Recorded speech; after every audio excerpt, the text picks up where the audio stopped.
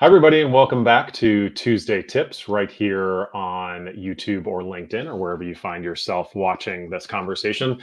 As usual, my name is Michael Barber, and we're here every week on our Grow Schools channel talking all things challenges that are facing school leaders. And I'm really happy to welcome back a Tuesday Tips regular, Maddy Marlton. Maddy, welcome back to the conversation. Thanks, Michael. So good to have you here again. Maddy serves as our VP of Real Estate Acquisitions at Grow Schools and is a part of essentially every real estate transaction that we do with school leaders across the country. So she always brings such an informed perspective and POV on questions related to facilities. And as we head into the summer season, which is, I think, an interesting time for school leaders to think about the growth of their school and planning for the future, we wanted to have a little bit of a conversation on things school leaders should think about when it comes to their facility over the next few months. So we'll start here with Maddy.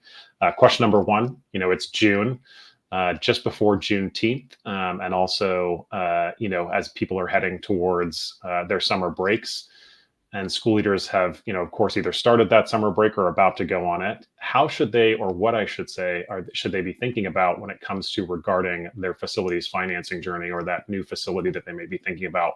What should be popping up in their head, given that it's June and the beginning of their summer break? Yeah, so first of all, congratulations for making it through another school year. We are finding that a lot of the facilities conversations are picking up right now, and it's a great time to surface any questions or concerns that you might have been putting off to get through the end of the year. So first, I would say this is a great time to walk through your facility and evaluate what's serving your school and students and what might not be. Think about and plan for improvements over the summer and into the school year that could enhance your space and improve learning conditions. I'd also say if you're in a lease, set aside some time to review it and make sure that you understand when the expiration date is approaching, if there are option rights for renewal. If your lease expiration is coming up within the next, I'd say 2 years, it's probably time to start thinking about your space and long-term if it's somewhere you'd like to stay, or what other properties might be available in the market that could potentially offer enhanced facilities or maybe even room for expansion. If you own your property, I would encourage schools to review and reflect on the financing that's in place in the facility itself. So, are both serving your short and long-term needs for the school? Is it affordable? Are there restrictions, maybe other loans you'd like to consolidate or tenant improvements that you'd like to finance? If you have those sorts of questions or concerns, it may be worth consulting a financial advisor to make sure that financing is optimized to the needs and what's the most cost-effective solution. There may be other opportunities or solutions in the market that you can take advantage of that'll better fit your operational goals. So those are just a couple things I'd consider as we're moving into the summer and based off of the conversations we're having with schools today. Yeah, I think one of the things you said that stood out to me is, if you're, well, at least in all three of those opportunities, right? If you're in a lease versus if you own your building or thinking about making a change, is the timing factor. That 2 years that you mentioned of, if your lease is up in 2 years, you just start that thinking about what's next as soon as possible.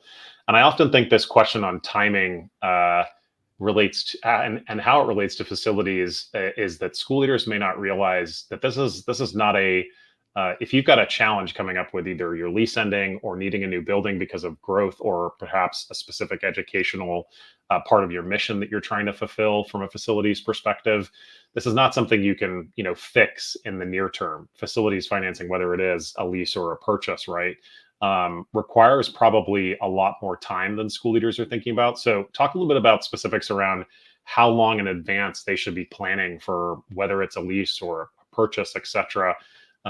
Some sort of macro level ideas on timing that school leaders have got to consider. Because I think sometimes, they think, oh, I can get this done next school year. But the reality is right now is it's really a challenging environment to do things very quickly as it relates to facilities. Absolutely. You're spot on. I would say it's never too early to start discussing your facilities plan and exploring what options exist in the market, whether that's something you want to pursue or you're just interested down the road long term in potentially making a move. I would say that schools ideally should start the conversation about 12 to 24 months before lease expiration or whenever you're hoping to occupy a new facility. The biggest driver of timing is going to be tenant improvements or construction needs. If schools are considering maybe a redevelopment project, major renovation, or ground up development, then the conversations should really be starting closer to 24 months out. And this is to get stakeholders aligned, get appropriate vendors and advisors engaged, secure the property itself, and then go through design, permit, and build stages. And that just inevitably takes so much time.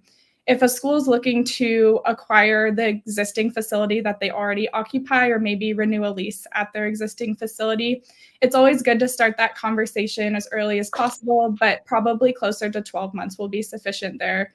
And some key milestones to consider in that process are the time it takes to negotiate contracts overall, what tenant improvements, if any, would be needed prior to moving into the facility, and then, of course, accounting for time to physically move into the space itself. Overall, if a school is looking to move to a new facility and establish a forever home, the process will take time. A lot of it will come down to the specific requirement, what's available in the market. But if a building or space has already been identified, then in theory, it should expedite the timeline subject to any construction or tenant improvement needs. Yeah, so the sense that I get is that journey to their forever home or their new school facility or a different school facility is longer than planned. How can school leaders be prepared to take that journey? Obviously, there's probably some key things that can make sure that they've got ready together, whether that's a box of things or a virtual directory of folders, or what items do they need to make sure that they've got at their disposal if they're going to approach our team, or for that matter really any other lender in the marketplace, or potential landlord in the marketplace. What are the things that school leaders need to have at their disposal so they can have an educated conversation with a potential seller, a broker, or an organization like ourselves? Yeah, so regardless of what path you're looking to pursue, there are so many stakeholders involved in the facilities financing journey, including the school leadership, the school board members, community members, financial institutions and their team behind them, and so many others. So first, I'd say it's critical to make sure that all are aligned if you're seeking a quicker timeline than that 12 to 24 month timeline that we just discussed. Last time that I had the opportunity to join Tuesday Tips, we discussed why schools should consider engaging a commercial real estate broker to help navigate facility purchase or lease negotiations. So when preparing for the facility financing journey, I'd recommend starting with putting together your external team of experts, which might include a broker, financial advisor, architect if you're exploring some sort of tenant improvement or construction project.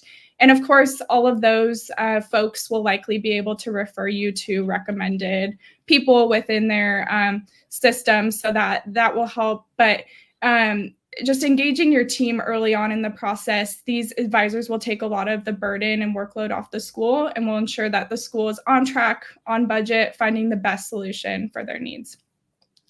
And then lastly, I'd say it's really important to evaluate your priorities before seeking options. So think about what are your must-haves and what are the nice-to-haves.